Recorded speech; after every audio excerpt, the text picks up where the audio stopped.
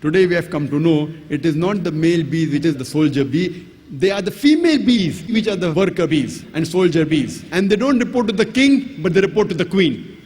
Imagine, even the gender of the worker bee, the soldier bee, is mentioned in the Quran as the female gender, which we have come to know recently.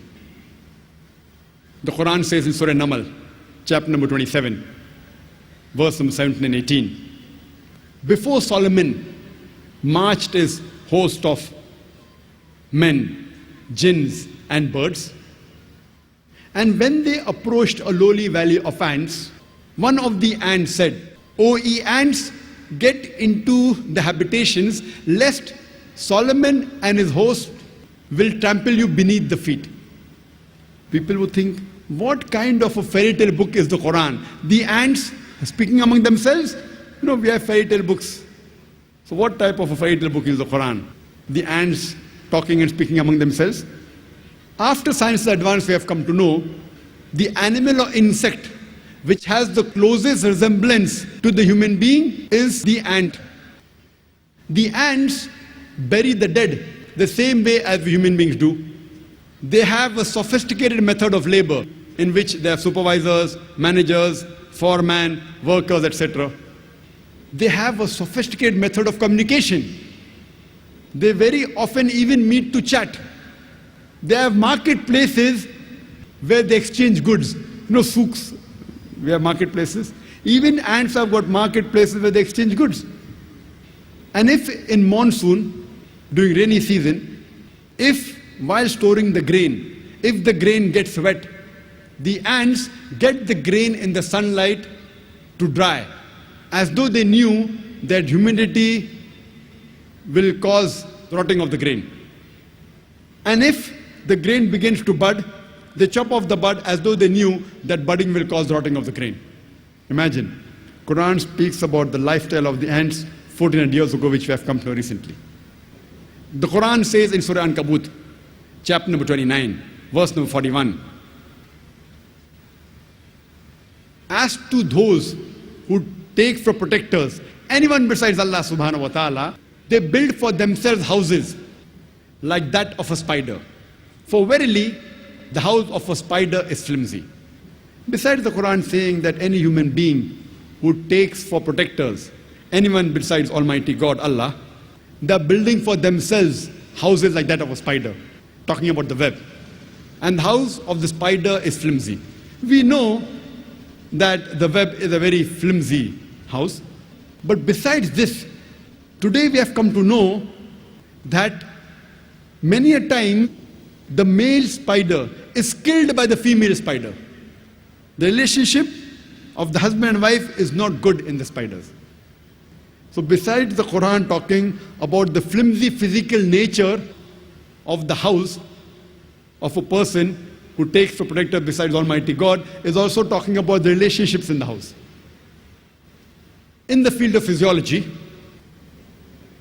it was 600 years after the Quran was revealed that Ibn Nafis,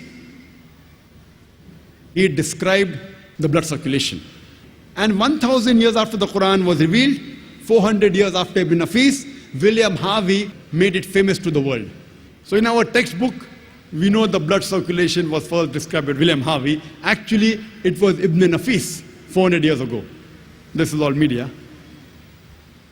And today we know that the food we eat, it goes into the stomach, then goes in the intestine.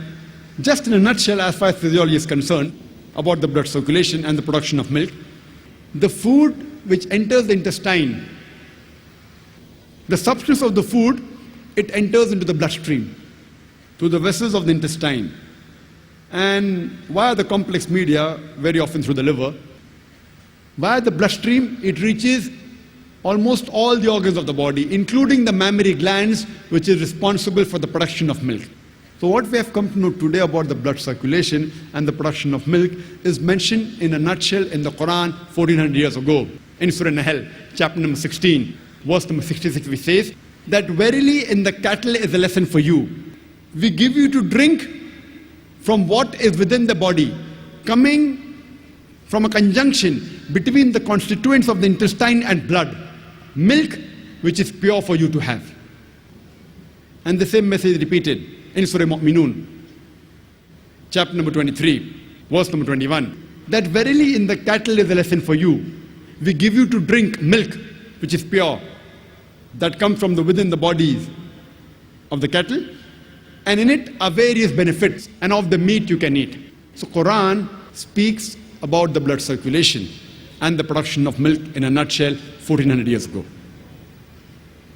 In the field of medicine, previously we did not know that the honey was obtained from the belly of the bee. The Quran says in Surah Nahl, chapter number 16, verse number 69, from the belly of the bees we give you a drink of varying colors in which there is healing for humankind. It was only 300 years before approximately we came to know that the honey was obtained from the belly of the bee. And now we have come to know that honey is rich in vitamin K as well as fructose.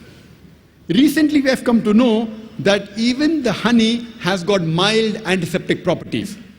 No wonder the Russian soldiers in World War II, they used the honey to cover up the wounds, which prevented the evaporation of moisture, and the healing in the wound was done with leaving of very little scar tissue.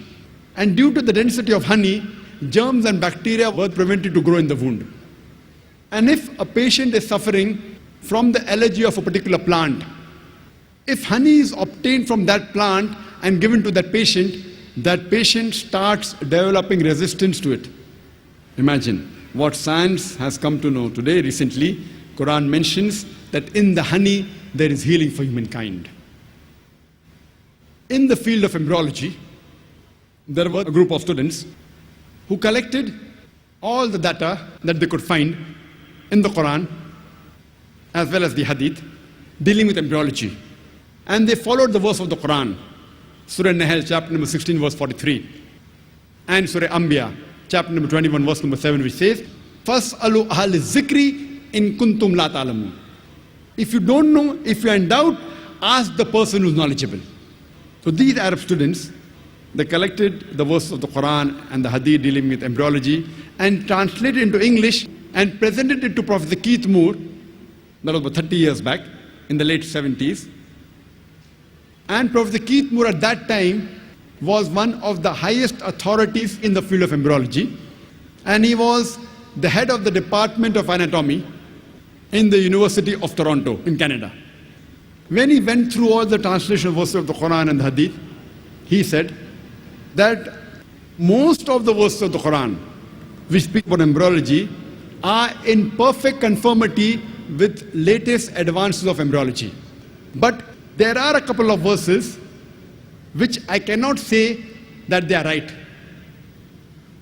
Neither can I say they are wrong because I myself don't know about it. And two such verses were the first two verses of the Quran to be revealed, of Surah Iqra or Surah Alaq, chapter 96, verse number 1 and 2, which says, Iqra bismi rabbika allazi khalaq. Khalaqal insana min alaq. Read, recite, proclaim in the name of thy Lord who has created the human beings from something which clings a leech-like substance. So Professor Keith Moore said, I don't know whether the human beings, the embryo, embryology means it's the study of the development of the human being, the early stages of human being in the womb of the mother, for those who don't know. He said that I do not know whether initial stages of the embryo, that's the initial stages of human being, it looks like a leech or not. So he went in his laboratory and under a very powerful microscope observed the early stages of the embryo and compared it with the photograph of a leech. And he was astonished at the striking resemblance. And later, when 80 questions were asked to him regarding embryology in the Quran and the Hadith, he said that if you had asked me these questions 30 years ago, that means from today more than 60 years back, I would not be able to answer more than 50% because embryology is a new branch of medicine which has developed recently.